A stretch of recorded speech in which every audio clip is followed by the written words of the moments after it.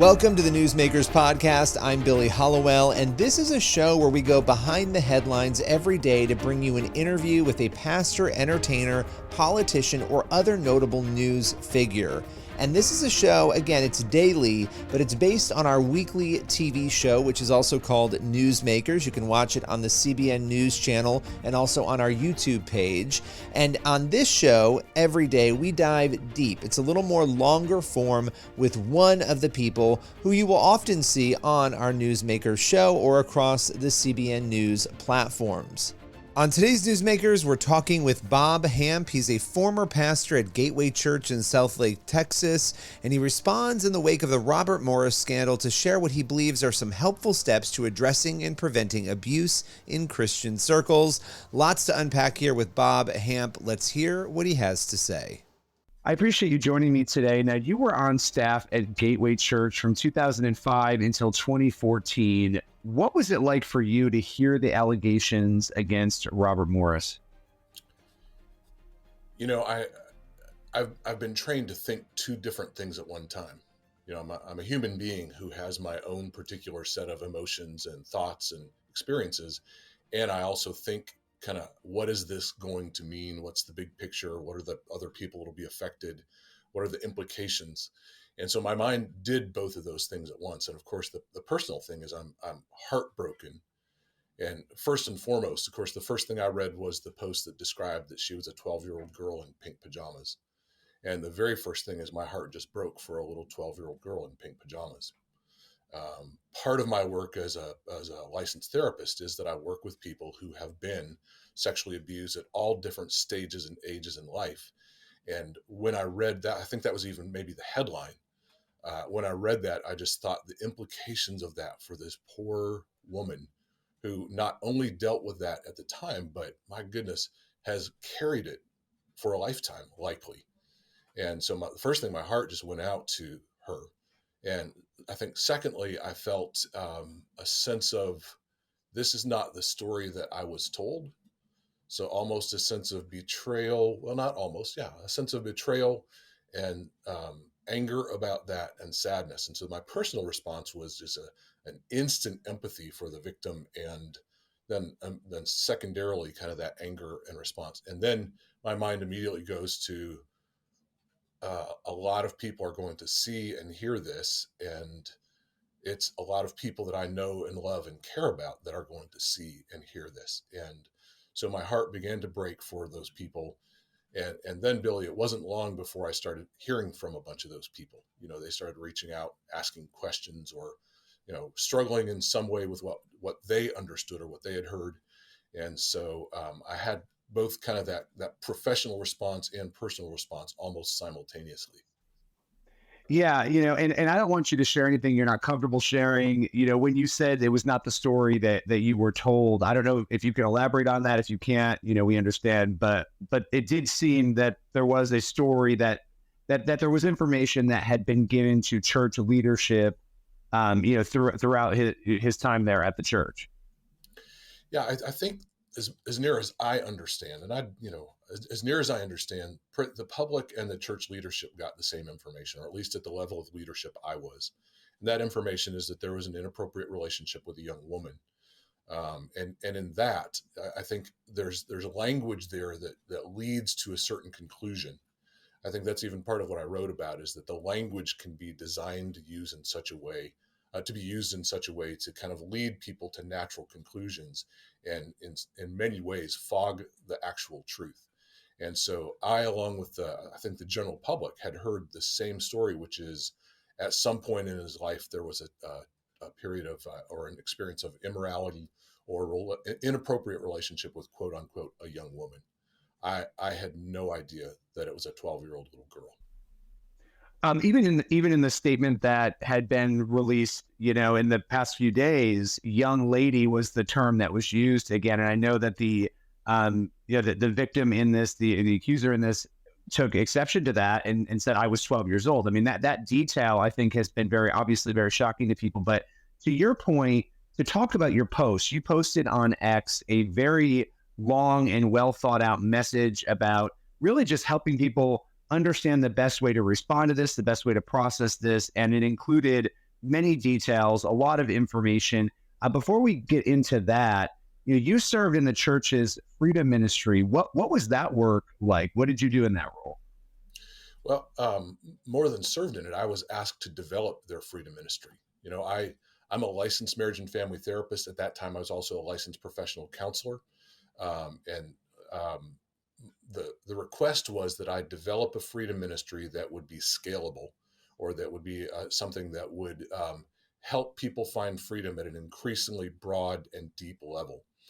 And I arrived, I'll just say it this way, I arrived in a paradigm that was very much deliverance based. When I arrived at Gateway in 2005, their paradigm of quote unquote freedom ministry was getting the demons out of people. And while I'm in favor of people not having demons in them, I think there's much more to the story of freedom than simply getting demonic spirits out of their soul. And so my task was two things: to build a structure and strategy that was scalable, but also to change a paradigm about what freedom actually means, is, and how to achieve it. And so at that point, I felt like there was a wide open opportunity and, ironically, freedom to do what they hired me to do and build something that was scalable and potent. Yeah, and that's helpful to hear that and understand that. When it came to writing this post that you wrote, again, very well thought out, lots of details in that post, responding to all of this. We keep seeing again and again and again abuse allegations, these horrific things happening in churches, in denominations. And you spoke about in this post some of the larger conversations that the church really needs to be having today. And I know that's a broad question, but let's start there. What are some of the conversations that we need to be having as Christians in the church today regarding these issues? Goodness, we could spend 3 days really parsing out that question, because it's my opinion and observation that there really is an epidemic of abuse within, and in many cases from, the church itself. There's this massive shift taking place. In fact, I would go so far as to say we're well into a significant reformation. And when I say that, I think that there's kind of an upending of the structures that have always held, and some of those structures need to be upended. Specifically, some of the stuff that I wrote about in the post that we'll get to in a few minutes. But the conversations need to, first of all, be one where we consider the idea that if the truth is going to set us free, we first of all have to let it pierce our denial. If the truth is going to set us free, we first of all have to let it shine light on the story we've been telling ourselves instead of the story that's actually happening. I said to you before we started recording today, I've spent about 7.5 years now in the abuse advocacy world. And one of the things that I've realized is that there's once you have experienced psychological, religious, or any other form, sexual abuse, any other form of abuse, you kind of join this unique group of people who sees something that others do not see. And it's not a myth. It's not something that's not real. It's just something that's not evident. And in many cases, one of the things that people don't realize is often even the victim of abuse doesn't realize that what they've been going through is abuse because of the way that it actually unfolds. We have this stereotype picture of abuse of a man in a white tank top beating somebody and leaving bruises, and they wear sunglasses and a scarf. But in reality, most abuse is psychological first and foremost. For all the other forms that become physical, like sexual abuse and violent abuse, those forms also have a foundation of psychological abuse. And at the core of that, at the foundation of all abuse, is what I've termed the misassignment of responsibility. The abuser makes the abuse victim responsible for things that they're actually responsible for. So in the case of sexual abuse, the abuser makes the victim responsible for the abuser's drives. And then they make the victim responsible for the abuser's choice. I did this because you're beautiful. I did this because you're bad. I did this because you're good. And then they make the victim responsible for the secret. If you tell somebody, everything will go wrong. And so what happens is, at first, this misassignment of responsibility doesn't sound as wicked as it actually is. But all this responsibility that belongs to the abuser is placed on the soul of the abuse victim. And they from that point on believe, whether child or adult, they believe this is my fault. Mm. And while it's not, go ahead. Well, I had to ask you because as you're explaining this, and I don't mean to interrupt you, but, having spent years now doing this and, coming from a pastoral position, having the experience you do from a Christian lens, how do you hold on to faith? I know this is going to sound like a strange question when there is so much of this going on. There are people who are asking that question. There are people outside of the church who are looking and saying, this is going on endlessly, this dynamic that you're describing. We're seeing it again and again. We're seeing these headlines. Why should we be attracted to faith? What is true about your faith that this is happening? And how do you, even personally, seeing all of this, hold on to your faith? Well, I think this may sound a little stereotypical, but I'm going to try to make it not sound that way.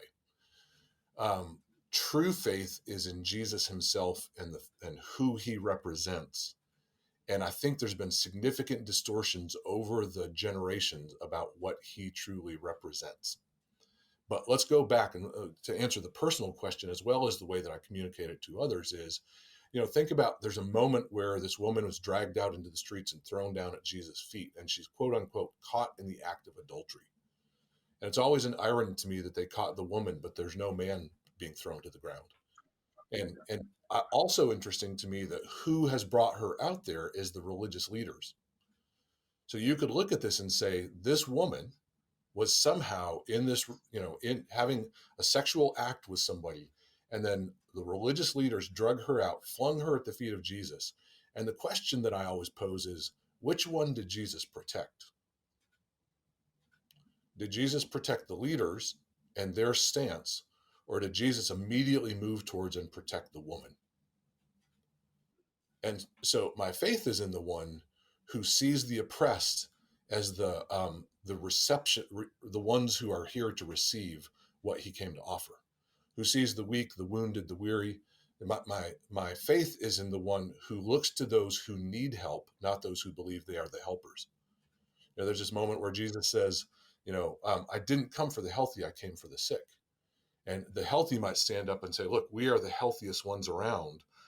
And in doing so, they're literally proclaiming, so we're not in need of what Jesus came to offer. But those who will say, I'm in need, I'm oppressed, I've been wounded, I've been abused, I've been hurt. Those are the ones Jesus offered entrance into the kingdom. And so for me, it's the faith that I've maintained is in recognizing the distinction that over the generations, institutions tend to move away from, they kind of calcify and move away from the living, breathing, organic thing that is the gospel. And even if within those institutions, the gospel may have some presentation, the institutions themselves can, like I said, calcify in such a way that they hang on to the moment, even if God is moving into the next moment in a different way. And so I just kind of keep my one ear to the breath of God and one ear to who are the people who are looking to him. Now that's incredibly important. And I appreciate you explaining that because I understand that. I know a lot of people are asking those questions and we have to address it, because it's a very big piece of the puzzle here from both the outside world and then inside the church. People who, they may walk away from their faith. They may lose their faith over these sorts of instances, especially when you're seeing them happen again and again. And that brings me to something else that you talk about in your post, and it's this sort of special standing that pastors and faith leaders have sort of been given. And it seems, and this is just sort of me editorializing a little, but it seems to be even more pronounced when you have, megachurch pastors, or you have people, and there's nothing wrong with being an author or being out there doing other things, but when there's a personality, it seems like it's even more elevated that they're in this position where people almost see them in a different light than they do other believers. I don't know if you want to talk about that dynamic at all and how it may play into this, but it seems important to address. It's incredibly important in this. And I really try to highlight three very specific. There's so many dynamics I don't talk about in the post. And I want to be really clear that the purpose of that post was to say, listen, we ought to deal with whatever happened at Gateway Church and prior to, the years prior. We ought to deal with that in spirit and in truth. But if we don't have the bigger conversation, this will happen again, and this will happen again, and this will happen again. And so, even though what spurred that post for me was what's going on at Gateway Church, I've watched this happen, as have you. You know, we've got names like Ravi Zacharias, and there are many people who still don't know what happened there because of the work of that hierarchical institution to hide that from most people's eyes. There's still people, when I talk to them, they say, what happened with Ravi? He's my hero. And yet once you see, you realize that that's part of the issue. You've got these large platforms, whether megachurch or kind of global ministry kind of things, that afford people increasingly unaccountable power. And by power, I don't mean spiritual power. I mean the power to influence organizations and people. That's a meaningful difference. Spiritual power stops storms and evicts demons. Human power just hires and fires people.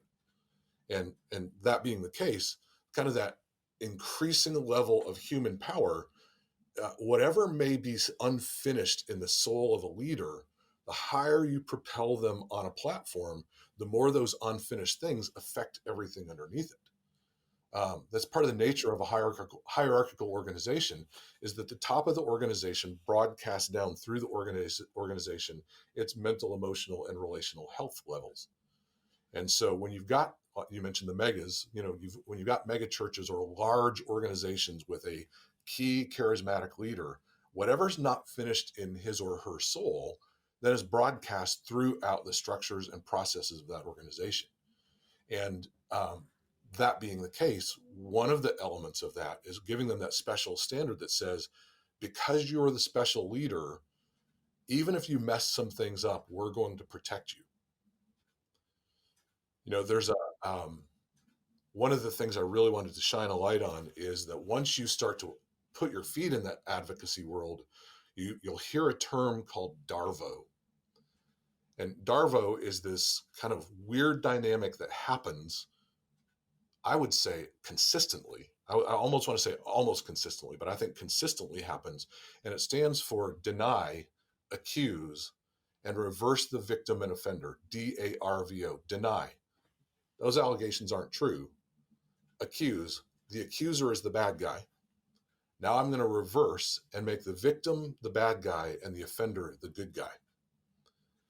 And that dynamic is, I'll just say, that's something that's in the world and not just in the church.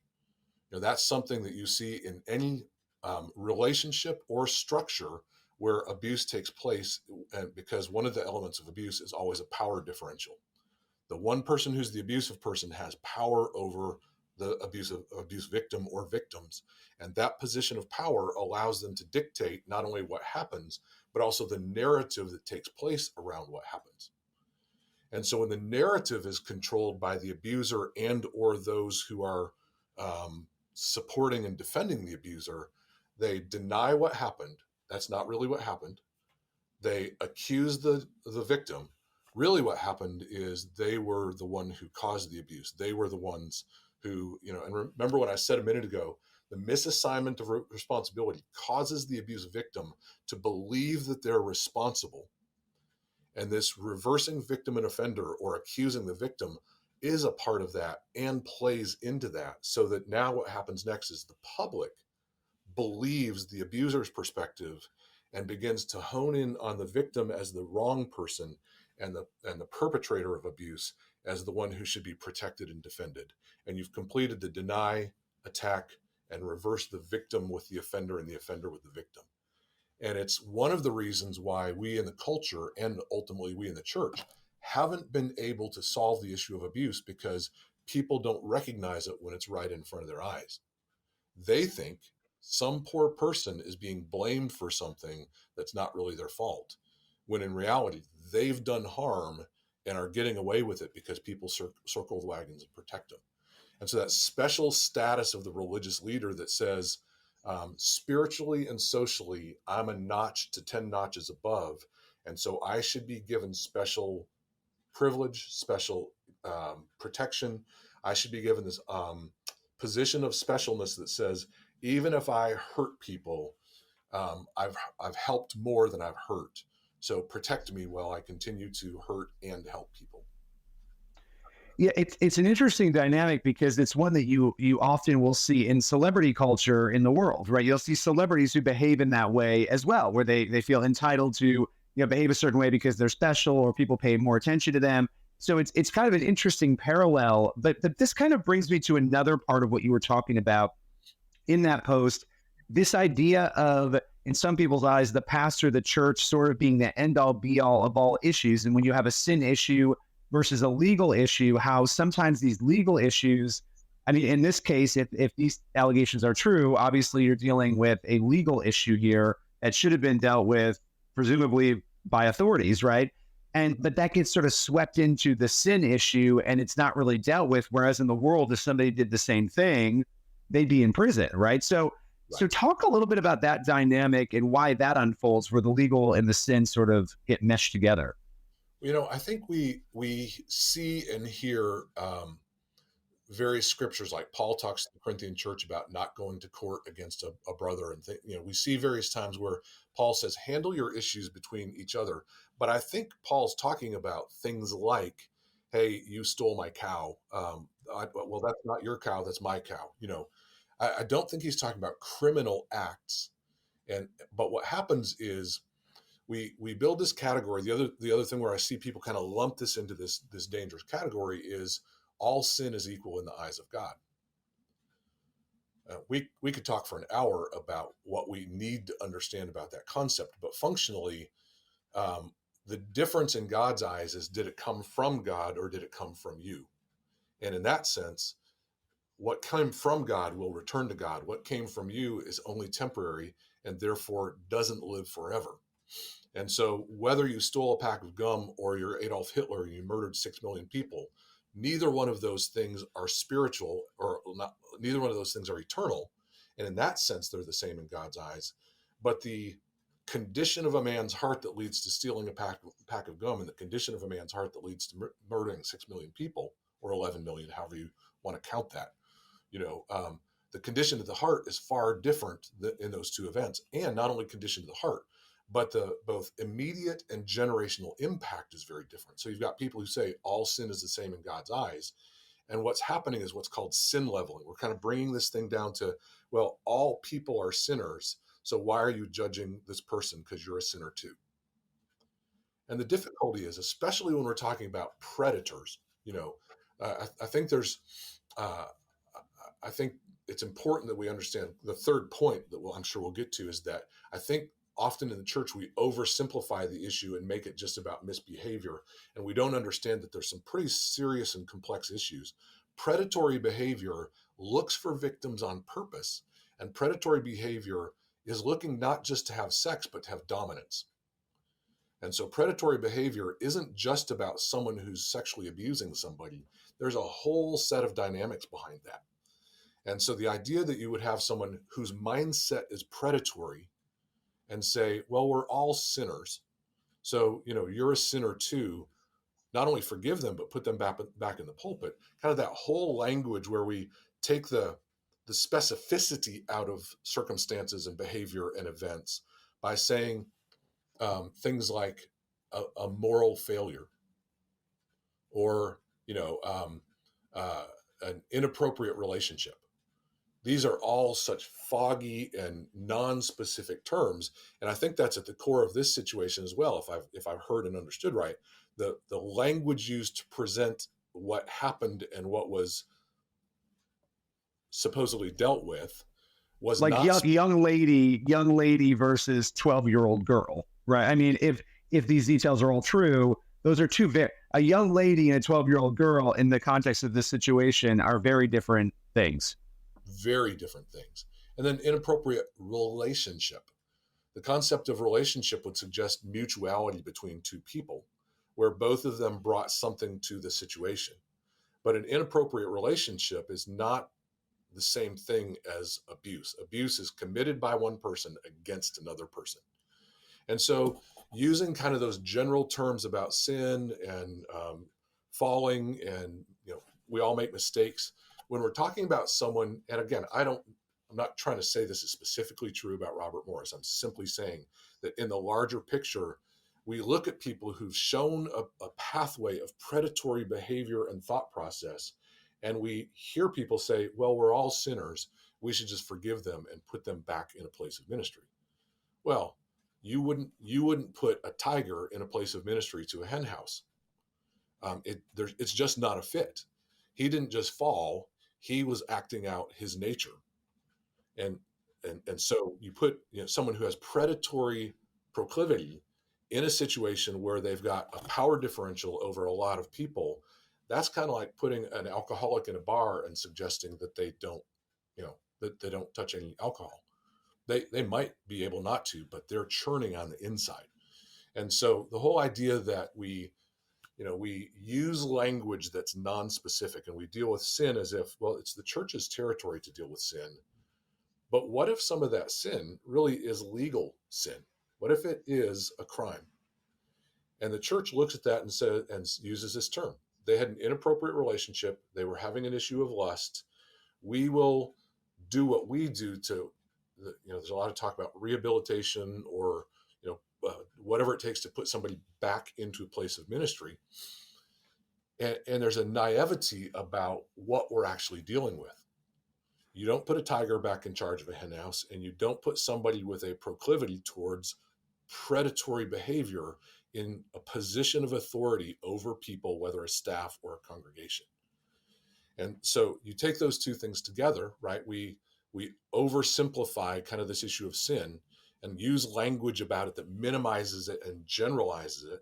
And you take special people or people who've been told that they're special and put in positions that are called special. And what you have is if it doesn't create selfish behavior, it attracts people with that tendency. I read a while back, and I haven't seen it. I'm sorry, I should have looked at it before this, but I read a list I think it was from the FBI, the 10 positions, the 10 professions that most attract narcissists. And, of course, the list is things like CEOs and policemen and people who have positions of power over others. And right about midway through that list is pastor. Now, again, don't hear that all pastors are narcissists, but what I'm saying is there's something about that position that's very attractive to somebody who thrives on flexing the muscle of power over others. And so all that to say, and especially when we have this tendency to tell them they're special spiritually, because there's the power differential. I'm God's chosen man. You are under me. And take the abuse thing out of that for a second, Billy. That's just harmful to people's spiritual development. Yeah. At the foot of the cross, none of us are better than the other. Can I ask you that? I mean, you spent a lot of time, at the church. Was there ever any indication, in your view, just of power differentials being off, of anything like that translated into the church dynamic itself? Let me answer that in a more general way than that. It's one of the things that people really misunderstand in the issue of clergy abuse in general is the concept of a power differential isn't simply somebody who flexes their muscle. It exists because of position. Even in the counseling setting, when a client walks into my office here, there's an expectation that I'm quote unquote the expert and they're the one to receive expert input. And so there exists in my profession a power differential, regardless of my personality. My position puts me in a position where people look to me as someone more powerful than them. Because we see the same thing in this profession. We see people that abuse their clients. We see people that financially exploit them. We see people that sexually exploit their clients. And the power differential is, now I know what your question was, and I know I'm not answering it, but No, that's okay. This is important. Yeah, the power differential is something that exists simply because of position. And it's one of the reasons why people say that pastor had an affair with somebody in his congregation. And from the advocacy world comes this echo that says, no, he abused her. And people say, no, but the woman was a willing participant. And the ongoing legal discussion, and many states are making the change, is that you can't give consent when there's a power differential. People don't recognize the psychological influence of this person has power over me. If you've ever had a boss that was even just harsh, much less abusive, if you've had a boss that, used manipulation over you, you recognize they hold some control over you. And so you may look like you're just being cooperative, and your boss may tell his boss, hey, Billy's one of the most helpful people on my staff. He's always volunteering to help. But somewhere in your soul that you're doing it to preserve your safety. And so people think that there's mutuality in these relationships when there's a pastor and a congregant. But the reality is that is a power differential simply because of position. And even more of a power differential because they're a quote unquote spiritual leader. There's that special status. Think about what was I wish I could remember the quote, when you help the shepherd, you help the sheep. And it was used to abuse. It was one of the early exposures of a known leader. And the phrase that was kind of passed around those days was he'd said to this woman whom he was seducing, when you help the shepherd, you help the sheep. And it was this manipulation of spiritual position. I won't say spiritual authority because that's not spiritual authority. But it was this manipulation of position that says, because I'm quote unquote a man of God, what you do for me helps everybody out. And that can be dangerous. I mean, that could be incredibly dangerous, that mindset. Incredibly dangerous. So we have to go in a couple minutes here. You've been amazing with your time. I think the big question a lot of people have, one of them coming out of this conversation, out of the allegations, this circumstance is, how can churches and Christians stem the abusive tides before they wash away churches and congregations, before it gets to this point? Yeah, it's, there's two conversations that have to happen simultaneously. There's a heartbreaking event that is unfolding at Gateway Church right now as we speak.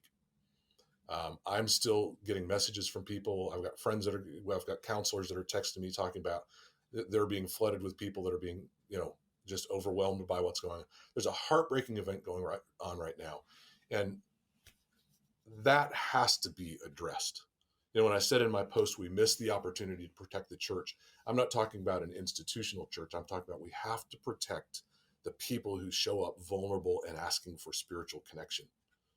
We have to make a way to protect in the midst of what's going on there.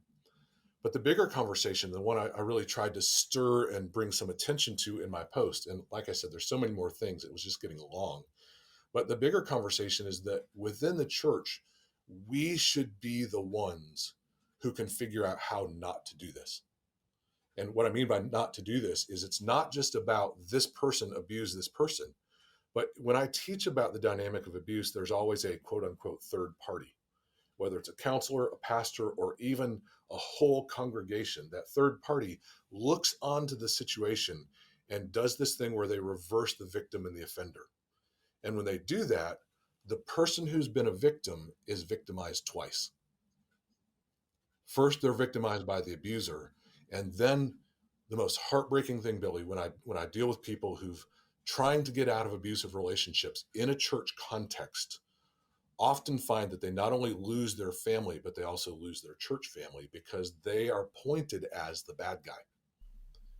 And then again, the abuser is platformed and protected and glorified and given, look how he's stood for or she's stood for this all this time.